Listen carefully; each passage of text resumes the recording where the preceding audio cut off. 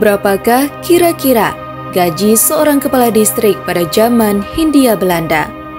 Menjadi pejabat pada masa Hindia Belanda tentu sebuah kemewahan. Tidak sembarang orang bisa menduduki posisi yang telah ditentukan Belanda, lebih-lebih menjadi seorang kepala distrik.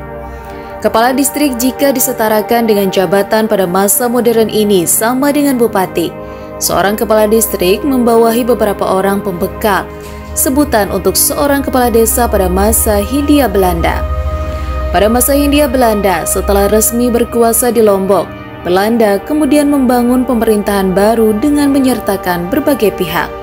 Di Lombok bagian timur, termasuk wilayah Lombok Tengah yang sekarang pada tanggal 27 April 1895, Belanda membentuk Ondervedeling yang terdiri dari 8 distrik, yaitu yang pertama Pringgabaya di bawah Raden Wiranom, yang kedua Rarang di bawah Raden Satriaji, yang ketiga Masbage di bawah Raden Melaya Kusuma, yang keempat Praya di bawah Mami Bangkol dan Mami Sapia, yang kelima Sakra di bawah Mami Kertawang, yang keenam Batu Kliang di bawah Mami Ginawang, ketujuh Kopang di bawah Mami Mustiaji, dan yang kedelapan Jonggat di bawah Raden Widana. Sedangkan untuk Lombok bagian barat, Belanda pada tanggal 16 Mei 1895 membentuk 4 distrik, yaitu Ampenan, Bayan, Tanjung, dan Gerung. Khusus kepala distrik yang ada di Lombok bagian timur, mereka yang terpilih adalah tokoh-tokoh yang terlibat pada aksi perlawanan kepada kekuasaan Kerajaan Mataram Lombok.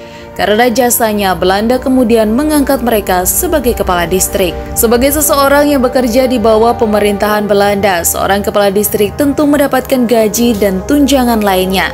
Lantas pertanyaannya, selanjutnya adalah berapa gaji seorang kepala distrik? Dikutip dari bukunya Alfons van der Kraan yang berjudul Lombok Penaklukan, Penjajahan, dan Keterbelakangan 1870 hingga 1940.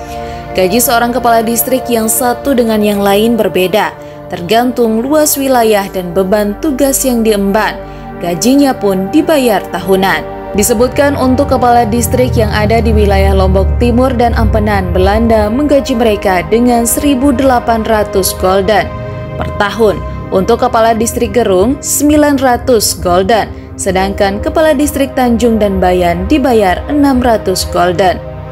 Di antara para kepala distrik itu, Belanda juga mengangkat seorang bupati dari kalangan Bali dan Sasak yang terkemuka. Gaji seorang bupati adalah yang terbesar, yaitu 3.000 gulden. Kepala-kepala distrik tersebut selain mendapatkan gaji tahunan juga mendapatkan komisi 6% dari setiap pajak tanah yang dipungut.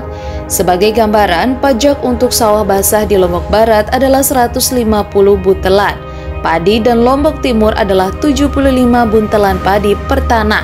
Satu tanah sama dengan 5.832 meter per kubik. Untuk ukuran di zamannya, gaji para kepala distrik itu sangatlah besar.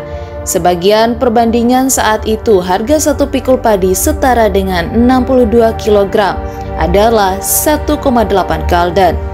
Ternyata makmur juga menjadi kepala distrik ya. Bisa dikatakan mereka adalah para sultan di zamannya.